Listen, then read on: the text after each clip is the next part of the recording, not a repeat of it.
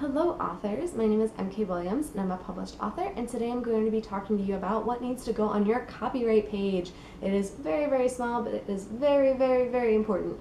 And so those of you who have been following my previous advice on using some of the formatting that's preset with Amazon KDP paperback, you may notice that they have a page built in there that just has one line at the bottom that says the little C, copyright mark, copyright, and the date. And that may technically check a box somewhere, but that is by no means enough in my opinion. So I'm going to go through a list of what needs to be included on your copyright page. This is for your print editions, your digital editions, any version of your book needs to have that copyright page because that is your copyright. Keep that in mind. So the best places to look and research for what should go on your copyright page are here. The internet, the knower of all things. And so you can specifically look for copyright pages that are within your vertical, within your subgenre, whether you're writing fiction or nonfiction or memoir or poetry, whatever it is, you can go to Google or YouTube or any other search engine and find an example.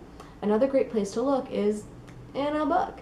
So while you're doing research for your books, you can easily just reference the copyright page and get a feel for what they have in there.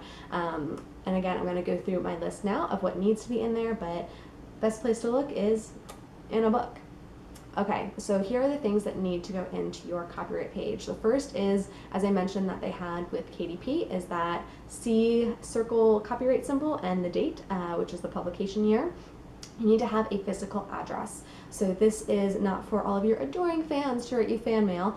This is also so if there ever is a copyright dispute or question, or somebody wants to reach out to the publisher, which if you're watching this and you are a self-published or independent author, that's you. You need to have a physical address in there. If you have any qualms around putting your personal address in there, you can get a P.O. box or a service that will do that for you, but that's your decision. So I would suggest researching that further. You need to put disclaimers in there. So there are three big ones. So one is all rights reserved. You want your rights reserved, write that in there. The other one is that no reproduction of the work in part or in whole without consent is another one. So that means that if anybody wants to take any portion of your work, they need your consent first. Again, this protects you. If somebody wants to quote you later, they may not reach out, but if for some reason you found that quote was malicious, you would have some kind of coverage. Another one that I worked in there, which is the third one, is the all persons fictitious disclaimer, in case any one of my characters that I've made their name up happens to actually be the name of a real person, and that person is litigious and they don't like what I wrote about this fake made up person who has their same name. So effectively it's just me saying, I made this all up, it's from my brain, no offense intended to anybody. So I would suggest that you research your own disclaimers as well.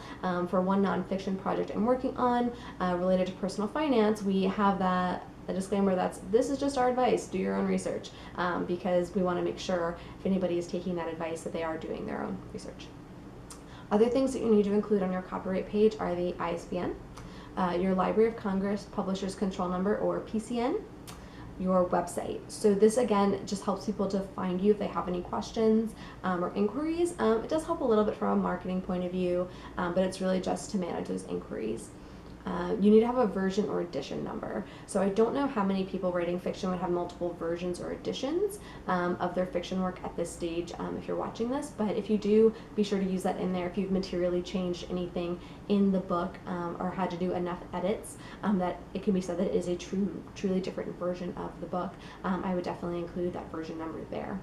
I also include credit to the designer. So this is, you've probably already worked with this designer, you've paid them their money for their design, the transaction's done, but this is a chance to also help promote them and just be that good business partner to them, because if somebody really likes the cover of that book, then they can go and look for that person and be like, oh cool, I would like to get a book in a similar style, or I really like their aesthetic, I want to see what they can do for me. So I always just give a note to the designer, and if there is a separate designer for your interior and your exterior, call them both out and say what they did.